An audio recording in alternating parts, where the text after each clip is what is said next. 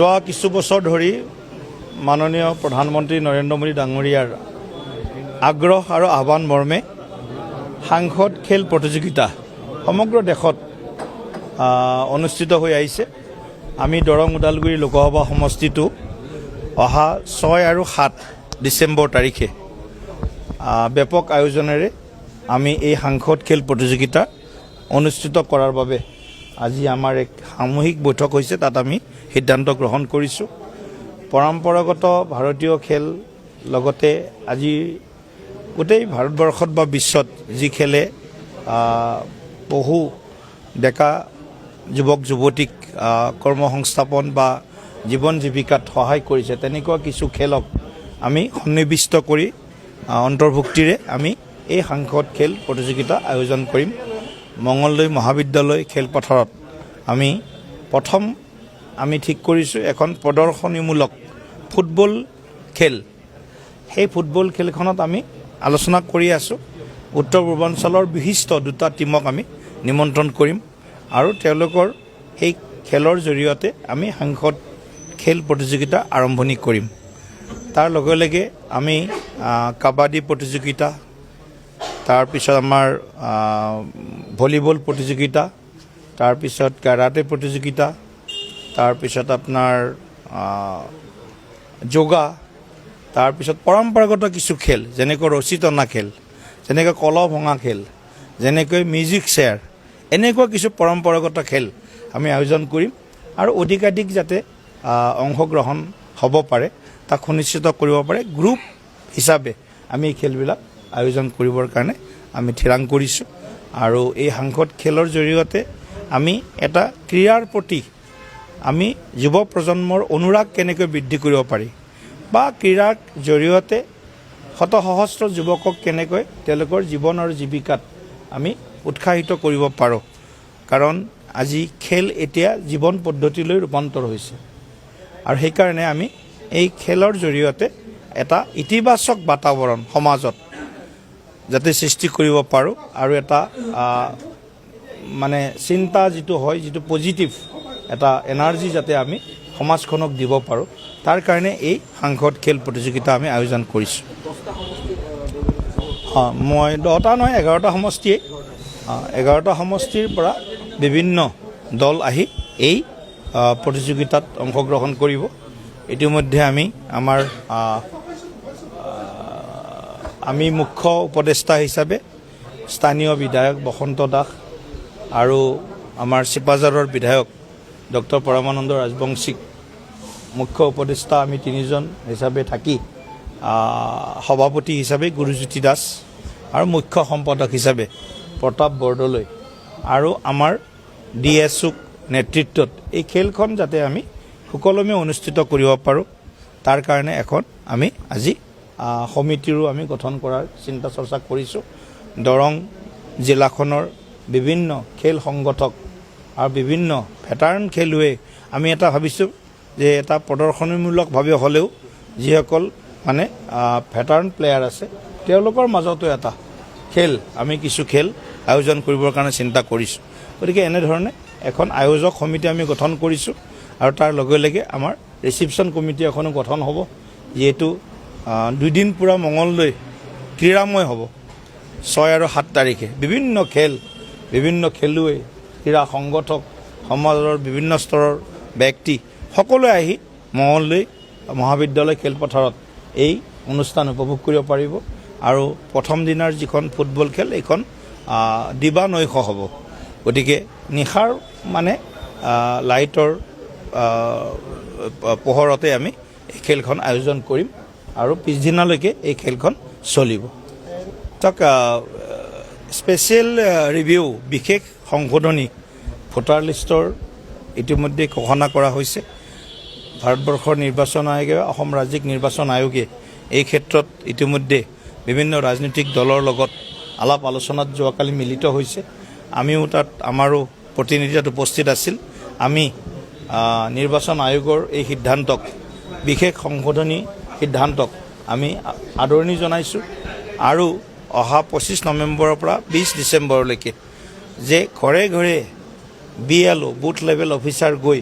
Voter লিষ্টখন শুদ্ধ তালিকালৈ ৰূপান্তৰ কৰা মৃত্যু হোৱা বিবাহিত হৈ যোৱা বা বিবাহ হৈ যোৱা বা কোনোবাই ভোট ট্ৰেন্সফাৰ কৰিছে 2 ঠাইত ভোট আছে ইত্যাদি কথাবিলাক বিয়ালুৱে ঘৰে ঘৰে গৈ ইয়াৰ পুনৰীক্ষণ কৰিব পৰীক্ষা কৰিব আৰু এখন শুদ্ধ সত্য ভোটাৰ তালিকাৰ জৰিয়তে যাতে আমাৰ নিৰ্বাচন অনুষ্ঠিত হয় তাৰ কাৰণে নিৰ্বাচন আয়োগৰ সিদ্ধান্তক আমি সহযোগ কৰিম বুলি আমি তেখেতসকলক কথা দিছোঁ চাওক এতিয়াও তেওঁলোকৰ মানে মূৰত এই পোকাটো সোমাই আছে যে মুছলমান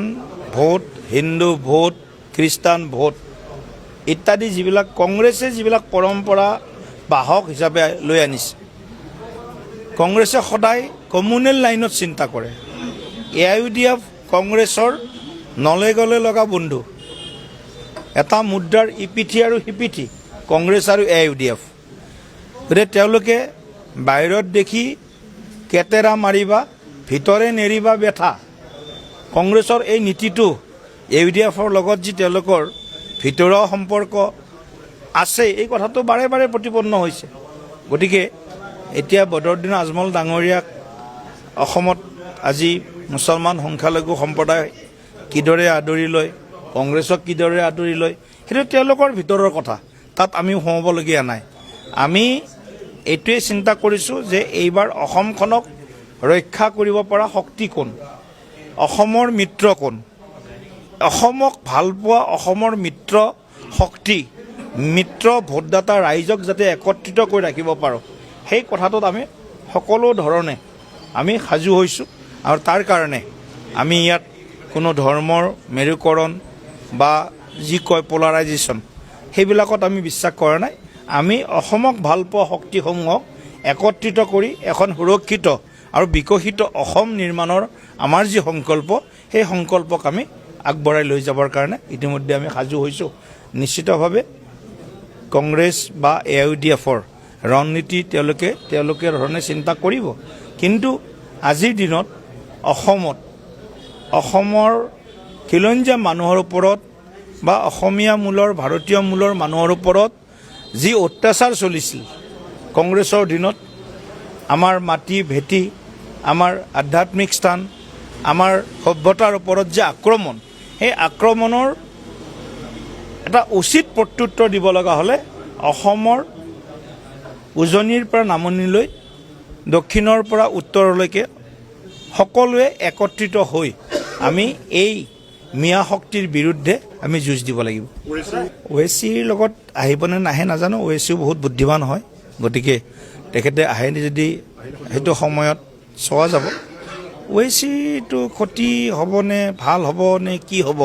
OAC অহাৰ পিছত তেওঁ যেতিয়া OAC ফিল্ডত নামিব তেতিয়া আমি গম পাম কিন্তু আমি OACকো আমন্ত্ৰণ জনাম অসমত আহক ৰাষ্ট্ৰীয় ৰাজনৈতিক দল হওক OACৰ দল AIMM বিহাৰত খেলিছে তেওঁলোকে বিহাৰৰ ৰাজনীতিৰ কথা কৈ আছে বিহাৰৰ ৰাজনীতি বেলেগ হ'ব অসমৰ ৰাজনীতি বেলেগ হ'ব সঁচাই বিহাৰৰ ৰাজনীতি বেলেগ বিহাৰৰ ৰাজনীতিত 202খন পালে 86% বিজেপিৰ ষ্ট্ৰাইক ৰেট আৰু ইয়াত আমি যিমানত খেলোঁ 95% ষ্ট্ৰাইক ৰেট কৰাৰ কাৰণে আমি চেষ্টা কৰিম বিজেপি যিমানত খেলিব আমি 95% এটলিষ্ট আমাৰ ষ্ট্ৰাইক ৰেট বা ছাকচেছ ৰেট কৰাৰ কাৰণে চেষ্টা কৰিম বিহাৰত যদি 86% হৈছে আমাৰ ইয়াত 95% কৰাৰ কাৰণে আমি চেষ্টা কৰিম গতিকে বিহাৰৰ ৰাজনীতি আৰু অসমৰ ৰাজনীতিৰ পাৰ্থক্য নিশ্চয় কংগ্ৰেছে দেখিব এটা বস্তু SIR আৰু SR দুটা বেলেগ SIR special intensive review SR special review SRত নাগৰিকত্ব লৈ বহুত বেছি ইয়াত প্ৰশ্ন নকৰে ভোটাৰ লিষ্টত নাম আছেনে নাই সেইটো চাব ক'ৰ ভোটাৰ 2 জেগাত ভোটাৰ আছে নেকি মৃত্যু হৈছে নেকি ভোট ট্ৰেন্সফাৰ হৈছে নেকি ইত্যাদি বিষয়বিলাক চাব আৰু SIRত হ'ল বিহাৰত যিটো হৈছে তাত নাগৰিকত্ব তেওঁ ভাৰতীয় হয়নে নহয় বাই বাৰ্থ হওক বা অন্য ধৰণে নাগৰিকত্ব ভাৰতবৰ্ষৰ লৈছেনে লোৱা নাই সেই কথাটো চোৱা চিতা কৰাৰ ব্যৱস্থা SIRত আছে ইয়াত অকল ভোটাৰ লিষ্টখন যি ভোটাৰ লিষ্ট অসমত বৰ্তমান আছে তাৰ শুদ্ধিকৰণ প্ৰক্ৰিয়া স্পেচিয়েল ৰিভিজন বুলি যাক কোৱা হৈছে বিশেষ সংশোধন এটা ব্যৱস্থা এইটো অসমত আৰম্ভ ইতিমধ্যে ঘোষণা কৰিছে আৰু অহা 25 নৱেম্বৰৰ পৰা 20 ডিচেম্বৰলৈকে এইটো হ'ব। লুৰিণজ্যোতিয়ে কংগ্ৰেছৰ হেঁচাত বা তুষ্টিকৰণৰ ৰাজনীতিৰ কাৰণে লুৰিণজ্যোতি গগৈ ডাঙৰীয়া হয়তো ইয়াৰ বিৰোধিতা কৰিছে। খিলঞ্জীয়া মানুহৰ হিতক প্ৰাধান্য দি লুৰিণজ্যোতি গগৈয়ে ইয়াৰ বিৰোধিতা কৰিব নোৱাৰে। কিন্তু তেওঁ এতিয়া কেৱল মাত্ৰ মানে এই কংগ্ৰেছৰ লগত থাকি থাকি তেওঁৰ চিন্তা, তেওঁৰ মানে বাক্য, শব্দ বাক্য সলনি হৈ আহিছে। গতিকে লুৰিণজ্যোতি গগৈলৈ আমি আৰু বিশেষ ক'ব লগা নাই। অসমৰ ৰাইজে লুৰিণজ্যোতি গগৈকো একেবাৰে নিৰীক্ষণ কৰি আছে, তেখেতকো চাই আছে। গতিকে কংগ্ৰেছ দল, লুৰিণজ্যোতি গগৈৰ অসম জাতীয় পৰিষদ বেলেগ দুটা দল বুলি যদি অসমে ভাবিছে, অসমৰ জনতাই ভাবিছে, এইটো ভুল কথা হ'ব। AJP আৰু কংগ্ৰেছ এটা মুদ্ৰাৰ ইপিঠি আৰু সিপিঠি, যেনেকৈ AJP আৰু AIUDF এটা মুদ্ৰাৰ ইপিঠি সিপিঠি।